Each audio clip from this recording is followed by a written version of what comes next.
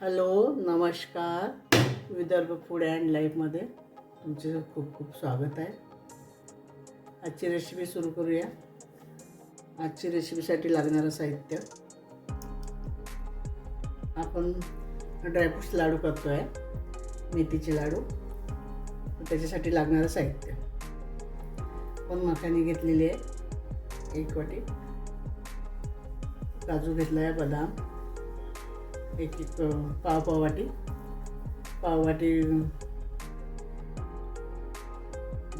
खारीक पावडर घेतलेला आहे 1 वाटी, डिंक घेतलेला आहे 1 वाटी, खोबरं किसून घेतलेलं आहे मी 1 वाटी, आणि अक्रोड घेतलेला आहे, आणि पिस्ता घेतलेला आहे पाव वाटी, आणि मग ते लागणारा 2 चम्मच खसखस घेतलेली आहे, सुंठ पावडर आणि वेलची पावडर. तर आता आपण हे भाजून घेऊया सगळं. आपण कढई ठेवलेली आहे तापायला, तापलेली आहे. तर मखानी घालून घेऊया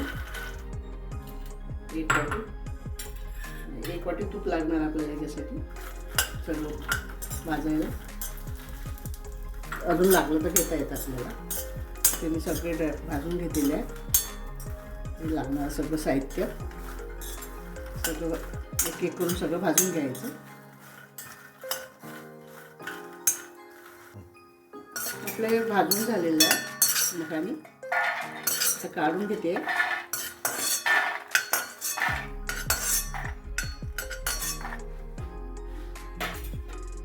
आपण थोडं अक्रोड भाजून घेऊया. याला काही जास्त तूप लागत नाही. मंद गॅसवर भाजायचं.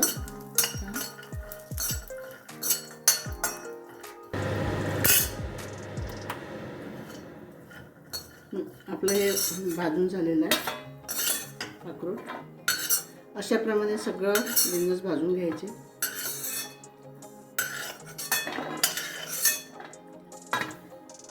आता काजू घेते. त्याप्रमाणे काजू पण भाजून घ्यायचा. तूप घालायचं, भाजून घ्यायचं. मंद गॅसवरच भाजायचं, फुल गॅसवर नाही. छान भाजलं जातं.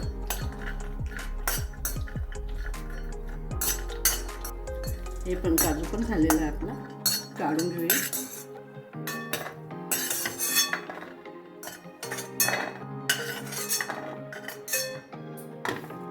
त्याप्रमाणे आपण बदाम भाजून घ्यायचे.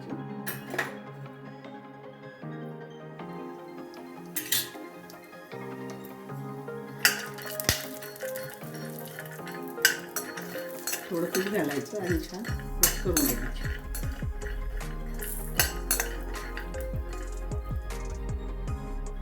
त्याप्रमाणे आपली बदाम पण झालेली आहे भाजून. तर तिला काढून घेऊया.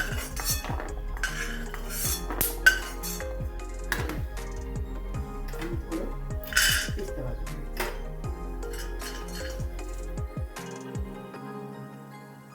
याला काही खूप तूप लागत नाही. थोडं थोडं तूप टाकून भाजलं तरी चालेल. झाकून भाजून घ्यायचं.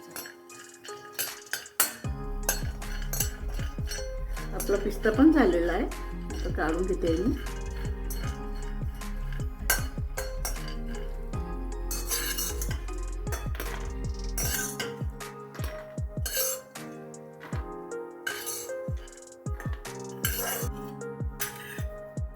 थोडं तूप घालून घेते.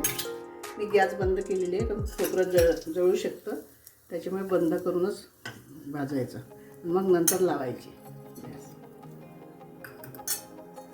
कारण की किसून घेतलेलं आहे मी, त्याच्यामुळे लवकर जळू शकतं. खोबरं पण भाजून आता काढून घेते.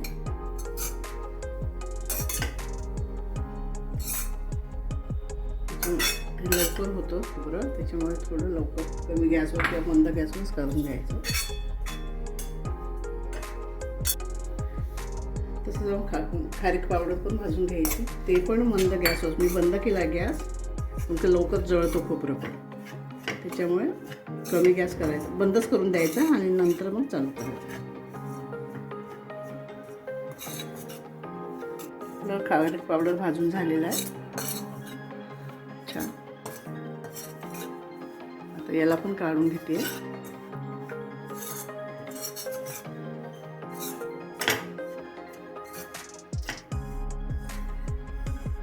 काढून घेऊया. तूप घालून घेऊया. आपल्याला डिंक तळायचं आहे छान.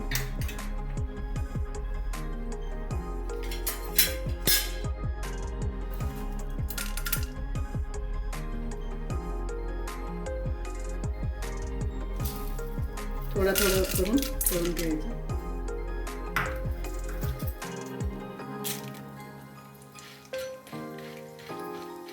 छान फुलेपर्यंत, छान अंदरपर्यंत गेलं पाहिजे. असं फुलला पाहिजे अंदरपर्यंत. तोपर्यंत तळत राहायचं. फुल द्यायचं छान. छान फुलून राहिलेलं आहे आपला डिंक.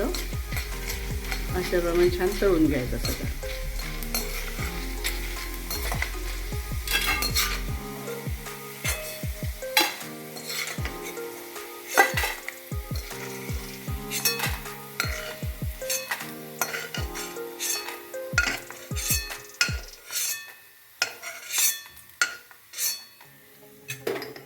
परत अजून तळून घ्यायचं.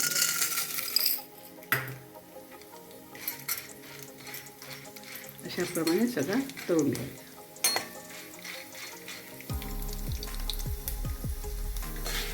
आपला हा पण झालेला आहे तळून.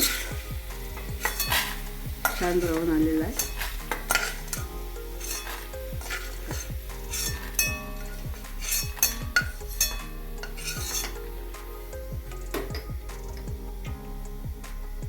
हा पण तसाच तळून घ्यायचा. ब्राऊन होईपर्यंत छान फुलला पाहिजे. फुलल्या गेलेला आहे हा. तसंच तळून घ्यायचा. हे सगळे जिन्नस भाजून झालेले. आपला आता सगळा डिंक तळून झालेला आहे.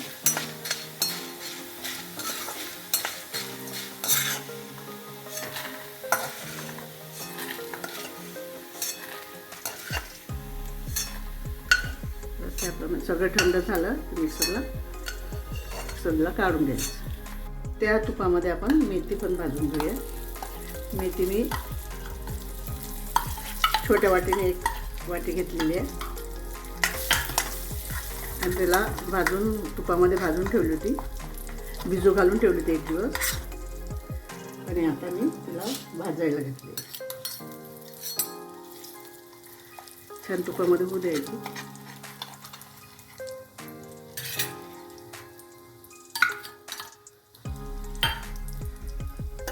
अशी ती भाजून घ्यायची छान तुपामध्ये. आपली मेथी छान तुपामध्ये भाजून झालेली आहे. मी सगळे जिन्नस 150-150 ग्राम घेतलेले आहे. मेथी कमी घेतली आहे. मेथी 150 ग्राम नाही घेतलेली आहे. मी 50 ग्राम घेतलेली आहे मेथी. सगळं भाजून झालेलं आहे. 2 चमच खसखस भाजून घ्यायची. तेला अशीच रोस्ट केली चालतं. तडतडले की झालं. तशी खसखस लवकर होते. थंड झालेलं आहे. आपण सगळं वाटून घेऊया मिक्सरला. वाटून झालेलं आहे आपलं मिक्सर. अशाप्रमाणे सगळं आपण वाटून घेऊया जिन्नस.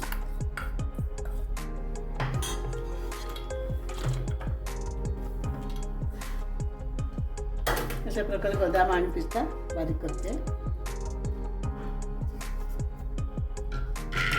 आपलं वाटून झालेलं आहे. थोडं हे बदाम आणि काजू थोडं जाडसर ठेवायचं.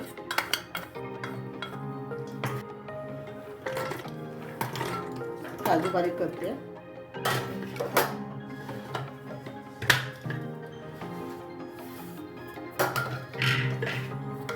अशाप्रमाणे हे पण बारीक करून घेतलेलं काजू. आता अक्रोड करून घेते. पिस्ता सगळं झालेलं आहे एकदम.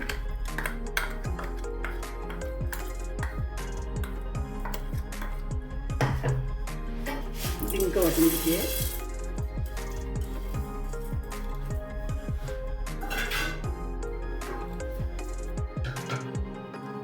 आपलं डिंक पण झालेलं आहे वाटून. छान पावडर झालेला आहे.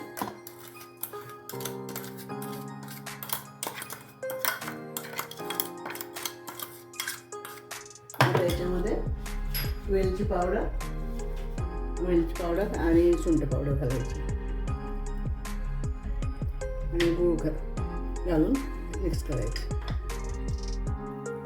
तूप टाकून घेतलेलं आहे. आता आपण गूळ घालून घेऊ त्याच्यामध्ये.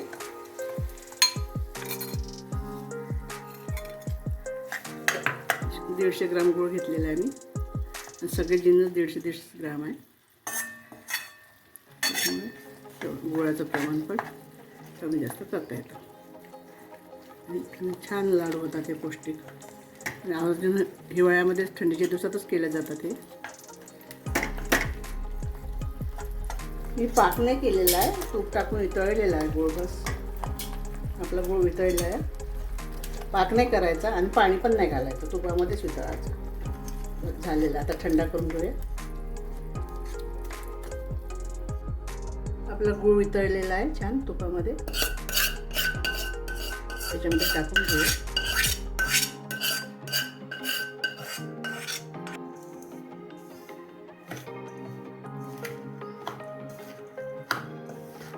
आपण गुळाचं वितळून घेतलं तुपामध्ये छान. आणि तो हातानेच करूया, त्यामुळे होणार नाही. एकजीव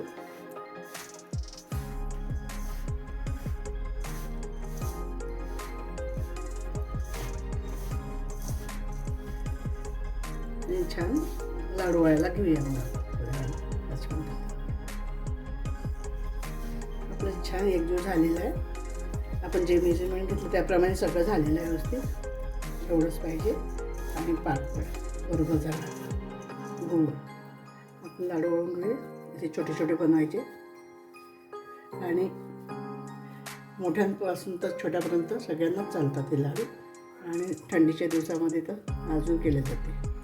पौष्टिक लाडू आहे. अशाप्रमाणे आपण वळवून घ्यायचं. अशाप्रमाणे सगळे लाडू आपण बनवून घेऊया.